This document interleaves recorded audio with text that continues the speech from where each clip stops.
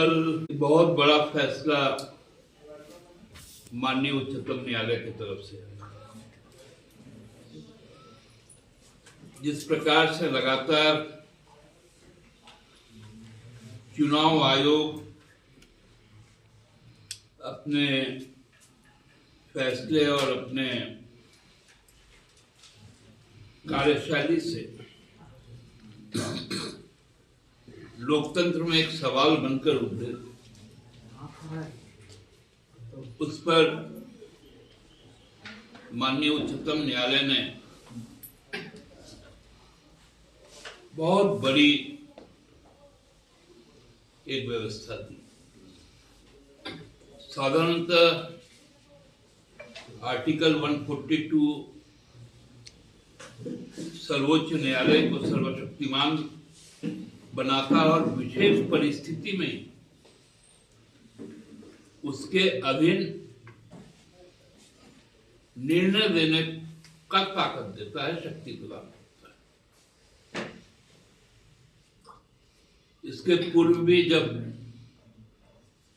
कोई लंबित मामला बहुत दिनों तक चलता है और उसके कुछ बहुत सारे न्याय पाने के उलझन में ही गुजरते रहते हैं,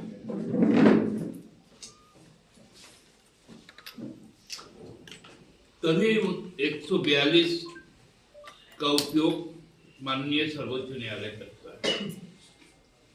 जिसके दिनों हाल में राम मंदिर निर्माण का भी फैसला आया था। पूर्व में भोपाल गैस त्रासदी, ताजमहल की सुरक्षा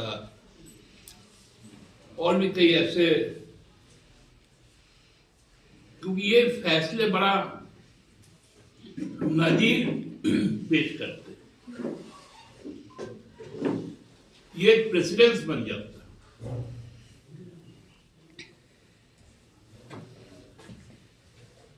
पहली बार SIR के जो त्रुटियां थी जिसको बंगाल सरकार ने सामने लाया, वहां की माननीय मुख्यमंत्री जी ने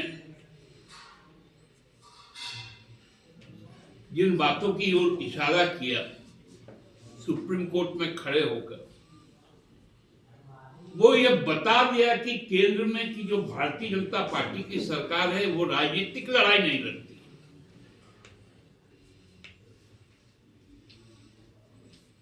वो चुनावी लड़ाई एजेंसियों से लड़ती है, कॉन्स्टिट्यूशनल बॉडियों के साथ, पॉलिटिकल थॉट प्रोसेस के साथ नहीं लड़ती है।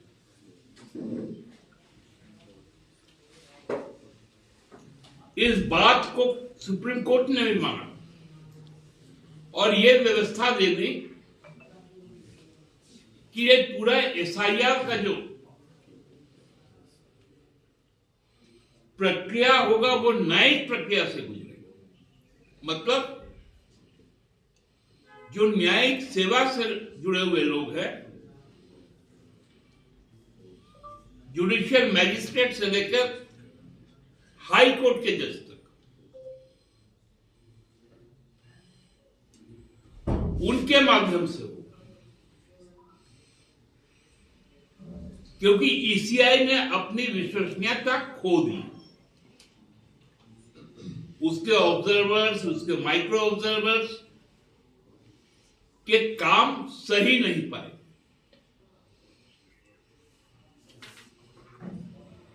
मैं इसलिए आज इस बात को उठा रहा हूं कि अप्रैल से हमारे यहां पर भी SIR हो।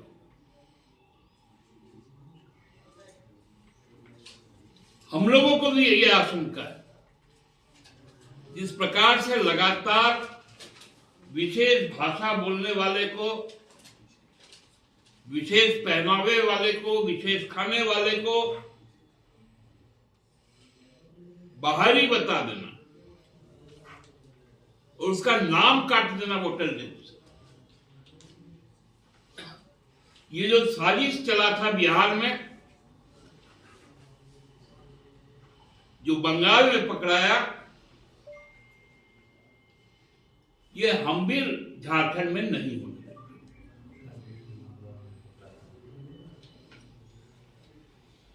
स्पेशल इंटेंसिव डिवीजन के नाम पर हम यहां पर खासकर बांग्ला भाषी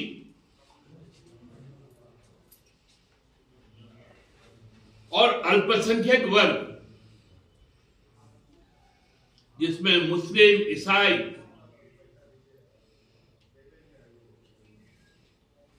और जो हमारे दलित वर्ग है,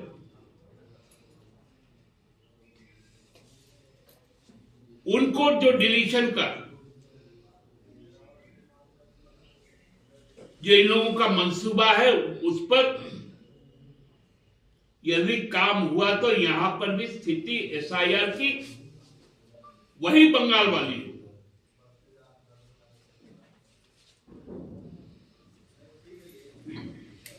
हम ये कतई इजाजत नहीं देंगे, क्योंकि चाहे उपचुनाव हो या आम चुनाव हो, भाजपा का ये नैरेटिव बांग्लादेशी बांग्लादेशी बांग्लादेशी, दिल्ली में जो मछली भात खाता है, बांग्ला में बात करता है, आज उसको दिल्ली छोड़ने को मजबूर होना पड़ रहा है।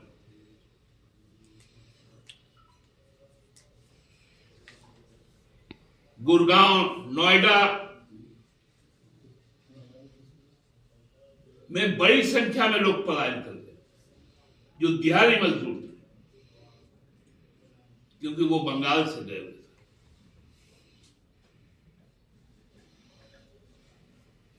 उनको पकड़ पकड़ कर थाने में ले जाया जाता।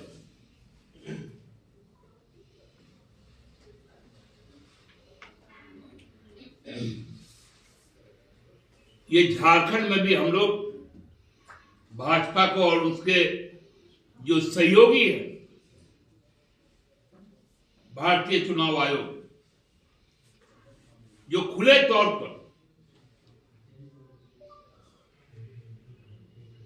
इस बात की तारीफ करता है कि वो भाजपा को समर्थन करता है, उसके कार्यों से यह दिखता है, उनको सचेत कर देना चाहता है।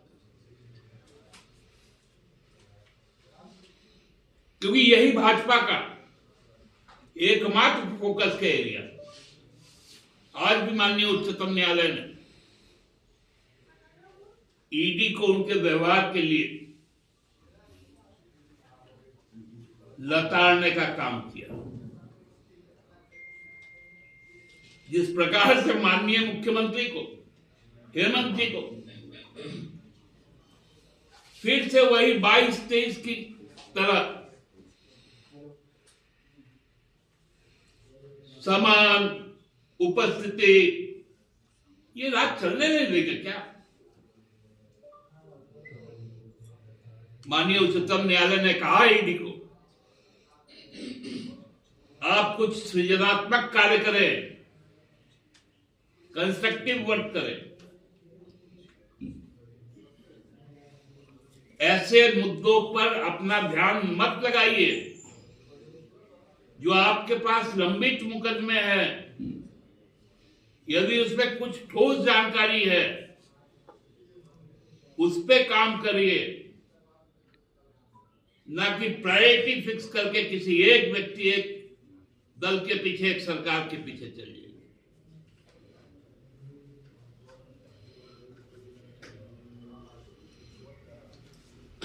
अब तो इन लोगों को थोड़ा सा सुधर जाना चाहिए, नहीं तो अब जनता पॉलिटिकल रिटेलिएशन के तो तैयार है ही, कहीं ये रिटेलिएशन फिजिकल ना हो जाए, इसका मुझे डर है। प्रधानमंत्री इजराइल के दौरे पे गए हैं, भारत सरकार का विदेश मंत्रालय बोलेगा,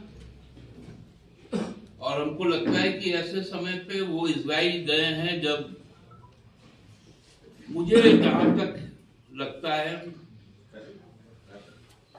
कि शायद इसको अभी अवॉइड कर सकते थे, क्योंकि गाजा के नरसंहार के बाद और ईरान के साथ जो अभी स्थिति उत्पन्न हुआ है, ये अत्यंत भयावह स्थिति है। और जब पूरी दुनिया हमको लगता है कि तृतीय विश्व युद्ध की ओर ना जाए इस पर लगा हुआ है, जितने भी बड़े बड़े मुल्क हैं उसमें हम लोग भारत भी हैं, वैसे समय पे इजराइल जाना यदि उनको समझा बुझाने के लिए गए हैं तब तो बहुत अच्छा है। लेकिन जिस प्रकार कुछ बयान आ रहे थे नेतन्याहू के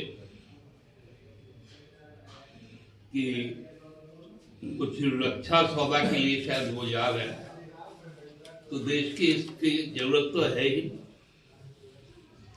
उसका तो हम विरोध नहीं करेंगे। लेकिन इसके पहले भी जब गए थे इजराइल, तो उसके बाद यहाँ पर एक आया था पेगासस बोल के, वो पेगासस कहीं फिर से रिक्रिएट होके कुछ और मेगासेस ना बन जाए, ताकि फादर स्टेन स्वामी की जिस प्रकार से मार्मिक उनकी मौत हुई वो फिर दोबारा ना, यही प्रार्थना करें।